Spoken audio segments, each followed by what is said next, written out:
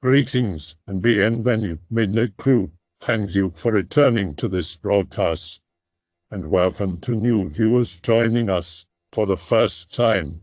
If you like a video, then feel free to subscribe.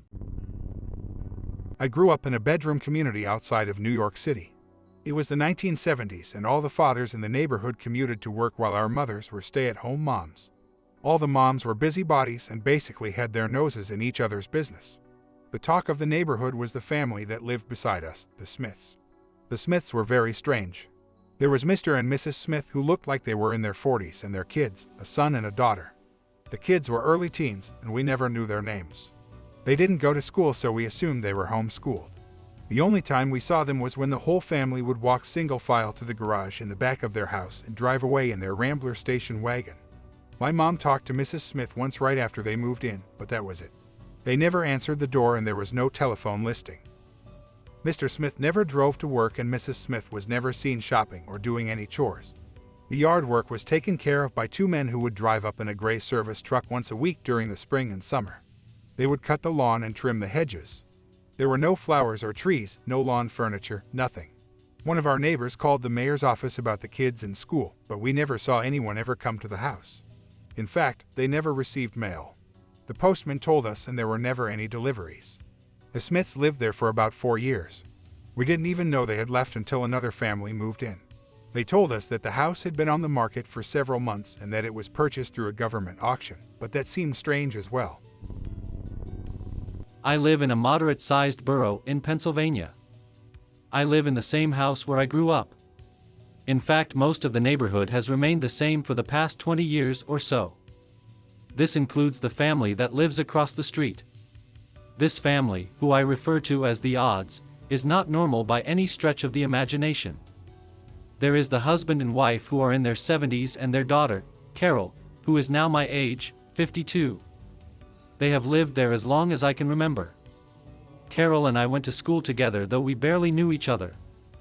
She has always been very attractive, though I never recall her ever having a boyfriend or any friends over. Her parents maintain a very nice house and seem to get along quite well together. In fact, Carol and her parents are always a trio. They are never seen separately. They never leave their home for anything except Carol when she goes to school. But this isn't the strange part. Every spring since I can recall, they dig up a huge hole in the backyard. It's in the same location every year. The size, I estimate, is about 15 by 10 feet and about 4 feet deep. As soon as the hole is dug, they cover it with a huge tarp that is staked into the ground around the perimeter. It remains like that for 2 days, then it is quickly filled in and topped with new turf. Every year. It's almost like a harbinger of spring. The Odds are digging the hole. The Odds don't talk to anyone. Never. Carol never talks to anyone. I have only heard her voice on a few occasions, and that was when we were in class together and she'd be answering the teacher. I attempted to talk to her a few months ago during the holidays, and she simply looked at me, smiled, and said nothing. I have never heard her parents say anything. That brings up another point. Carol doesn't look anything like her parents. She must be adopted or, as I suspect, something else is going on here. I remember when I saw the movie The Truman Show. That is the Odds. Everything stays the same. One summer I took a photograph of a family member in our front lawn. In the background was the Odds' front yard and house. A few years later I was looking at the photograph and was amazed at how similar the house, shrubbery, and flowers were at the present time. It looks like the flowers came up the same way a few years later. They seem to follow a routine for each day of the week, but the one thing they do every morning is really strange. The three of them tour the outside of the house. There are specific places on the perimeter of the house where they stop, hold hands in a circle, and look into the sky. It's very strange because each time they perform this ritual I get a static feeling in the hands and feet. It affects my mother the same way, even when we are not watching them and somewhere else. There are other oddities as well. None of them has a job, no one ever visits, and they get a lot of deliveries. It seems like every day something comes. I'm convinced that these people are not entirely human. I know it sounds nutty, but I'm not the only person in the town that thinks that something nefarious is going on with the odds. This happened when I was growing up, around 2004 or 2005 when I was about 13 years old. It took place in a rural area, a good way outside the town of Uvalde, Texas. The town itself was really small back then and not much to look at. It's just one of those towns that really isn't on the way to anywhere important. My father knew someone who owned a deer lease that was about 1,000 acres down outside of that area and was complaining about a ton of hogs that were tearing up their land. Being open season on hogs in the south, my dad thought he would surprise me that summer and take me down for a week to go hunting for them. Not only did that help him with networking for his job, but also gave us some quality father-son time. I remember the drive down there from Dallas was torture. It was about 7 hours in my dad's hardtop Jeep Wrangler. That car was so uncomfortable, I hated it. All I had to do was either stare out the window or try and beat Super Mario Land 2 on my Game Boy. The drive, obviously, took most of the day, so we got there in the early evening. The owner of the land had told my dad that he hadn't had anyone lease it that year yet, and the cabin and the property might be a little rough and dusty. I didn't really care. At this point in my life, I had been in Boy Scouts for a couple years and spent a lot of my free time in the woods or fishing with friends. Needless to say, I was pretty comfortable roughing it. So after unlocking the gate and driving to the cabin on the land, we settled in. The cabin was pretty rough, dust and dirt everywhere, flies, etc. I remember that it looked like some raccoons had gotten into the cabin and crapped on the floor. After cleaning up a bit and getting the sleeping bags out, then setting up the cots, we decided to sleep. Something about that night was weird. I never was able to get comfortable enough to fall asleep for any restful amount. I couldn't put my finger on why, but I had that feeling of being watched. I was finally able to drift off for what I guessed was an hour maybe. When we woke up, it was early, about 7 a.m. We decided to scout around the land for tracks and signs of hogs and find a good place to set up a blind. It was the summer and horribly hot in the afternoon, so morning was the best time to be out and about. After walking for an hour or so, we came to an area of trees, lightly dense, and luckily found some signs of hogs.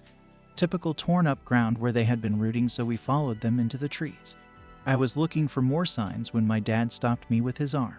I remember looking up and seeing someone standing about 50 yards away. Some of their body was blocked by trees. This was private land, so they definitely weren't supposed to be there. We also had confirmation from the owner before we got to the lease that nobody was there, not to mention the gate was locked up when we first arrived. The person was wearing some bright-colored red jacket. We slowly walked toward them. My dad called out something like, "Hey, we're hunters. This is private land." The person didn't move at all, dead still. We were about 30 yards away and could see that he was turned away from us with his hands in his pockets. Weird thing was that the person was in a ski jacket and what looked to be ski pants. Now this is Texas in the summer. It was about 98 outside by then. My dad called out again. No reaction. He told me to stay behind him and unsnapped the clip to his pistol holster. That's all we had at the time since we were only scouting the area. The rifles were back at the cabin. We approached the person's right side and then my dad told me to stay put about 20 yards away. I stayed and crouched down, watching him circle around to the front of the man, all the while talking to him, asking if he was okay. He finally passed around to the front of the man and my dad stood straight up with a confused look on his face. I called out and said, "What's wrong?" And he called back saying, "It's a mannequin."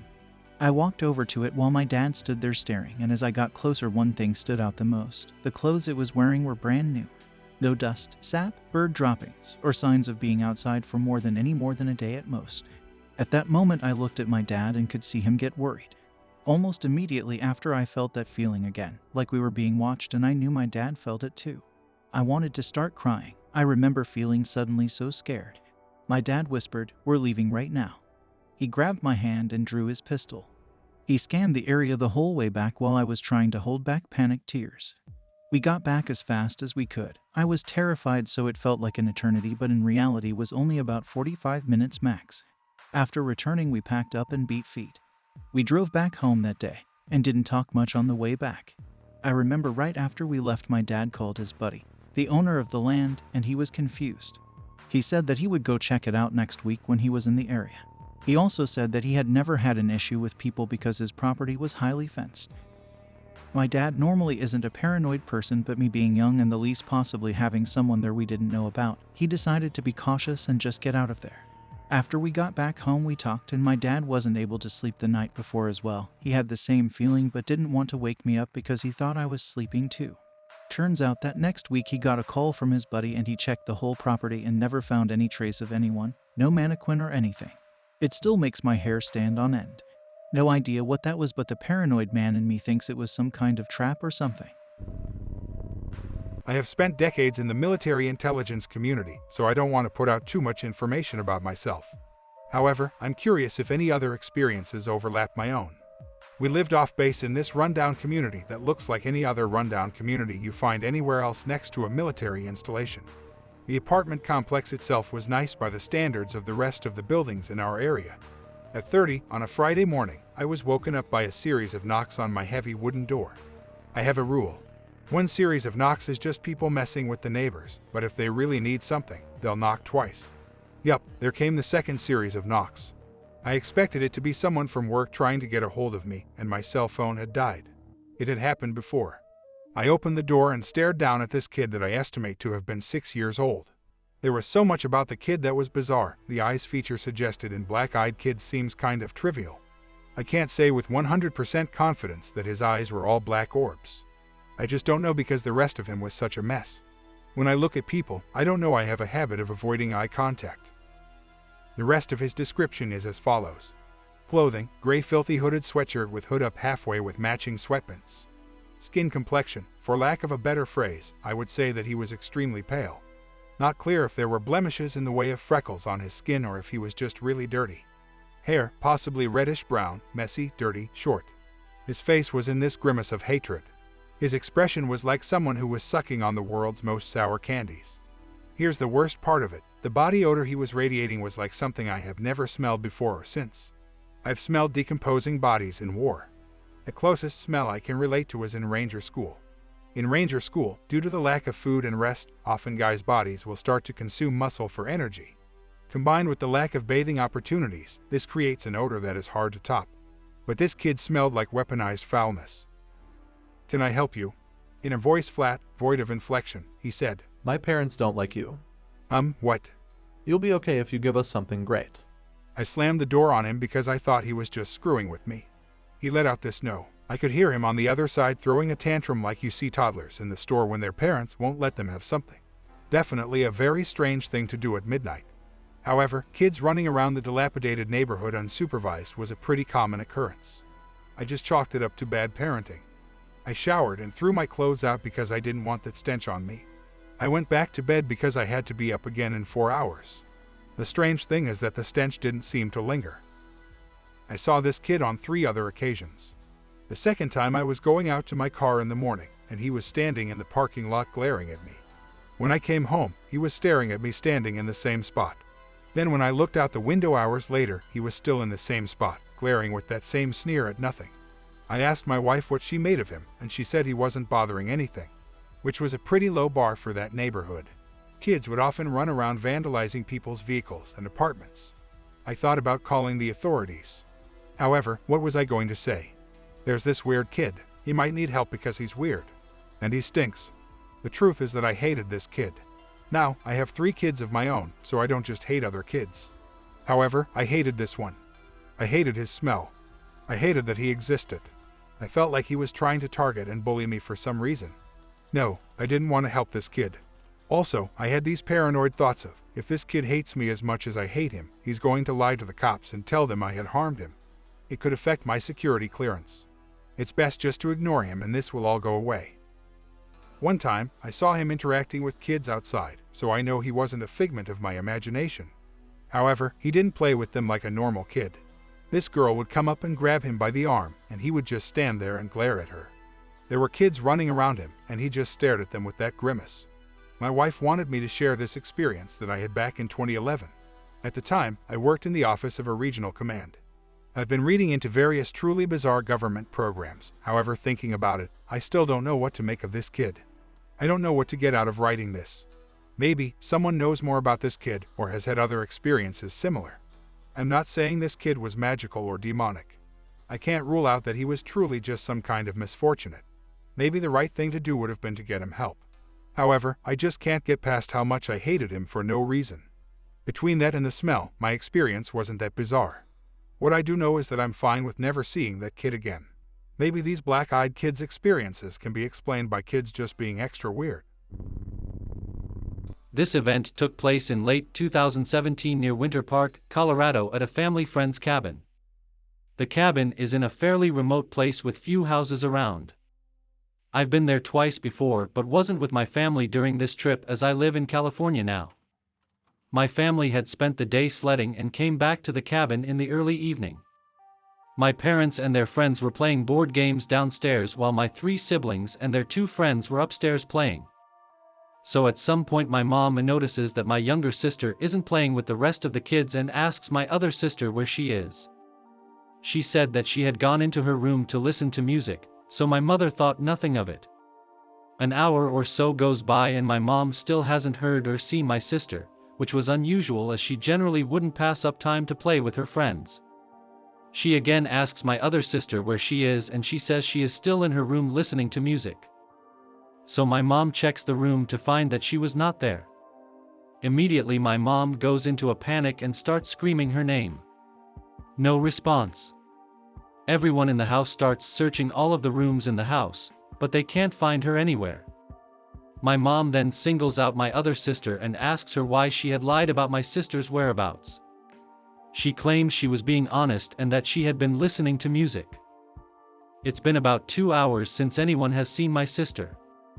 My mom goes outside to see if she can find her. Upon going outside, my mom tells me about the most horrifying thing she's ever seen. My sister is inside our car with her face plastered to the window, wide-eyed, screaming. My mom said it was like a horror movie. Everyone had assumed she had somehow locked herself in the car. I'm not sure how a very intelligent 10-year-old girl locks herself in a car she's been in thousands of times, but I digress. Upon opening the door to the car and getting my sister out, my mom notices that she is not behaving normally and appears to be in some kind of trance. They walk her inside and begin asking her questions about what had happened, but she doesn't respond to anything. She remains in this trance state for maybe an hour or 2, so my mother gives up and puts her to bed. In the morning my sister appeared to be acting somewhat normal, but seemed to be shaken up. My mother then asks her how she ended up in the car, but she says she doesn't remember how she got there. She said she only remembered one thing. As she was locked in the car, she saw a man dressed all in black approach her. She said she was terrified and tried to get out of the car. Then the man in black comes closer and tells her that he will let her out, but she has to do something for him. He holds a black rose up to the window and tells her that he wants her to come out so he can give it to her. After this my sister remembers nothing. After hearing this story, my mom goes outside to check the area around the car. To her amazement, she sees a trail of footsteps going from the car out past the house into the surrounding forest. No one had been playing or walking around that area before then according to my mom, so she seemed very confused/disturbed about the tracks. We still don't know what to think of this, but my mother said that the look on my sister's face in the car was sincerely terrifying. I'm not sure what actually happened that night, but the similarities of seeing a black figure and being in a trance-like state made me see a connection. If I'm not wrong, I believe Colorado is also a hotspot for missing 411 cases. I'm thankful my sister didn't become one of them, but maybe she saw something similar to what others have seen before their disappearance. I was born on the evening of June 24, 1975 in New York City, 1 month prematurely while my parents were there visiting my mother's family in various East Coast locations from our home in St. Louis, Missouri. In 2015, a friend of mine took me to New Orleans for a few days prior to my birthday as a gift. We had a great time and had tickets to fly home in the early afternoon on my birthday. The flight out of Louis Armstrong Airport was uneventful except for 2 things. The first was an older guy sitting beside us who kept looking our way. He had what I can only describe as a gentle smile on his face. I didn't feel creeped out so much, but it was just weird to have him spend so much time looking our way in silence. The next thing was when we started to descend for landing. The plane started to shake and jolt terribly. My buddy and I looked at each other with that "oh fuck" expression. I glanced past my friend and caught the eye of the man sitting across the aisle. He was looking straight at me, with that grin still on his face. He leaned out from his seat toward ours and said very calmly, in a firm tone, "This one will land just fine.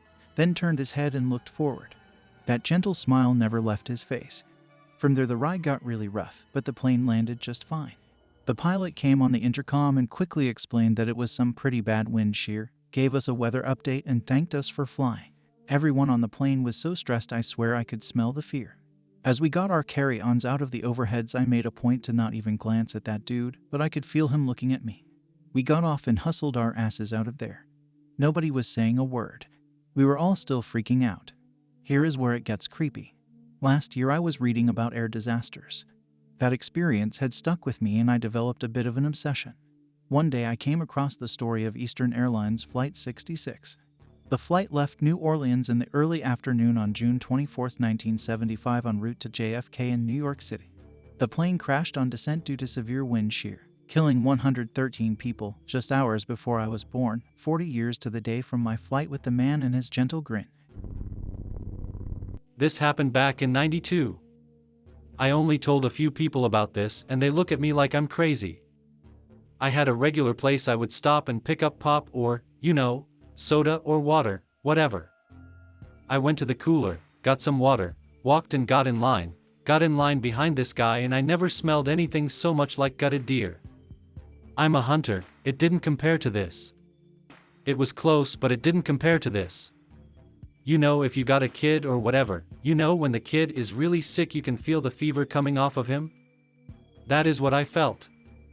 And I was like, surely the guy knows that other people can smell this.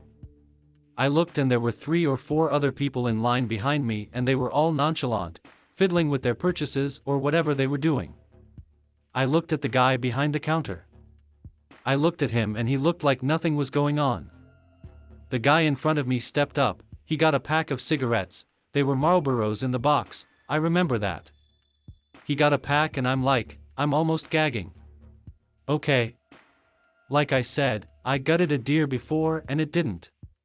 It's close but doesn't quite smell the same, and the heat was like you were standing in front of one of those heat lamps at Burger King or something. And I'm thinking I'm sure everyone can smell this. Right then he turned. I'm facing the counter. I guess you'd call it quartering.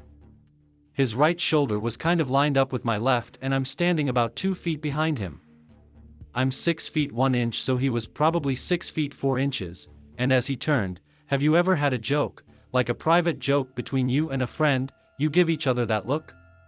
He did that out of the corner of his eye. He kind of just sort of turned his head, cocked his lips, and he was looking at me out of the corner of his eye like he was smiling at me. And, I didn't tell your screener this, but he is talking about Clyde Lewis Call screener. It looked like his mouth didn't fit his teeth. Now they weren't pointy or jagged, but it was like the skin was stretched. He turned, kind of sorta cocked his head at me and gave me this sort of weird, half-lit grin and walked away. Lewis tells the caller that he believes that he encountered the Grinning Man. It scared me. To this day, this was '92. I mean, I even had nightmares about it. I never smelled anything like that. As I got closer to it, the heat was like an infection. And I looked at the lady behind me and she was messing with whatever she had in her hand, and I thought I knew she would wince, but I don't know, it was the most bizarre thing. To this day I still think about that. He was wearing Levi's, a pair of cowboy boots, a black braided leather belt, a nice Oxford shirt that was tucked in, and he had really short hair for '92, I remember that. This happened about 25 years ago. It happened only once, meaning it hasn't followed me around like some people report. I was driving in Torrington, Connecticut. While driving up a kind of crummy industrial street, I looked forward to seeing how the street was twisting. While about 100 yards ahead of me, on the driver's side sidewalk, I saw a figure. I could tell he or she was 1, dark, 2, tall, 3, waking very fast as if in a hurry to get somewhere. Now, my wife was in the car also. So I kept my eyes on it. As I approached him or her, perhaps within 30 yards, he suddenly whipped around looking straight at me. Now I saw the entire figure, dressed all in black, big floppy black leather hat, big floppy black cape, black suit, except for a white shirt with perhaps a red string tie, black pointy boots or shoes. He was very tall, over 6'6" and extremely thin. His face, well, it was very long and thin also. He had a jutting jaw, huge dark eyes, heavy brow, and his most prominent feature, an absolutely incredibly long mustache. I mean stunningly so. He was grinning, but not a friendly or cocky grin. It was a menacing, mean grin, a grin that someone would use when they were saying, "I got you," or something hideous like that, and he kept looking at me as I drove past him. Just me, not the car, not my wife, nothing but me, or so it felt. As I drove past him I looked in the rearview mirror. He kept his eyes on me. His grin was wider, and perhaps he was laughing, I've forgotten. I kept driving until he was out of sight. My wife saw him. She confirmed what I saw. Nowadays though, she isn't so sure. Was this thing perhaps the Hat Man? I've read up on this, and while some things match, others don't. His features were clear, not shadowy, but I was filled with dread, even though it was daytime and there was nothing really to get freaked out about. I don't really shake easily, but he got burned into my head and he's been there for 25 years. I've never seen him again. He didn't follow me, and thank God. I couldn't handle that, but there was something sinister about him. Usually when I see a weirdo, I may feel sorry for him or her, but this wasn't the case. I was scared, plain and simple.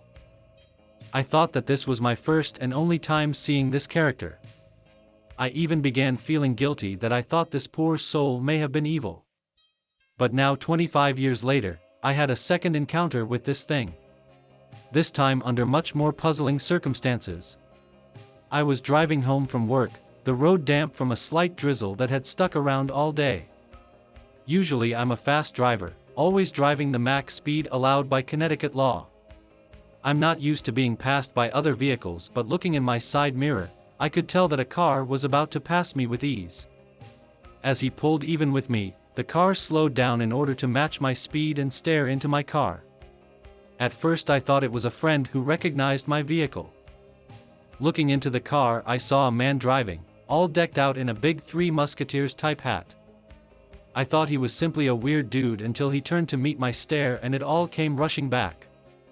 This was the same guy. Or looked like the dude I saw 25 years ago. Same cheesy mustache and goatee. Same huge chin. And then he smiled. It all came flooding back, that terrifying, taunting, evil teeth-filled grin. It sent shivers up my spine. Then something really weird happened. Throwing his head back in what I saw as a terrifying laugh, he sped up and pulled ahead of me in the left lane. Then I experienced something I cannot explain.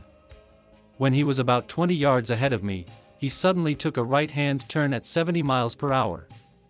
He didn't pull into my lane, he just made a 90-degree turn, as one would do when turning the corner of a street. I missed his rear quarter panel by mere inches. When I looked in the rear-view mirror, I expected to see him spin out of control or smash into another vehicle, but I simply saw him traveling across the highway heading at high speeds towards the wall lining the freeway.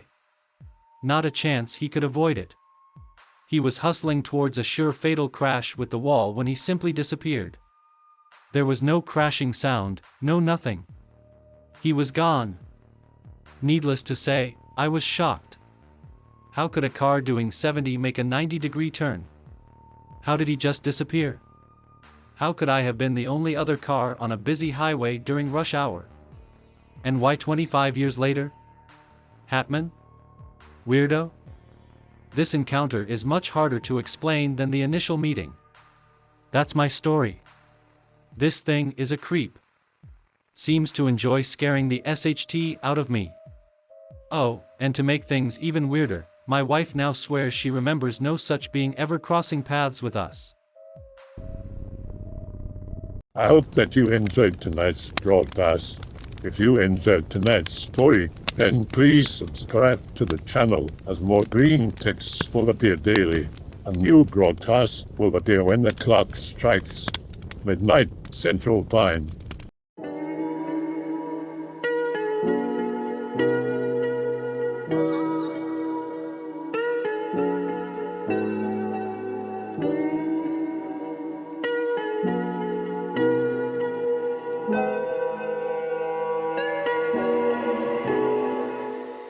Remember to check out the Odyssey page in the description for a second archive of the channel's videos.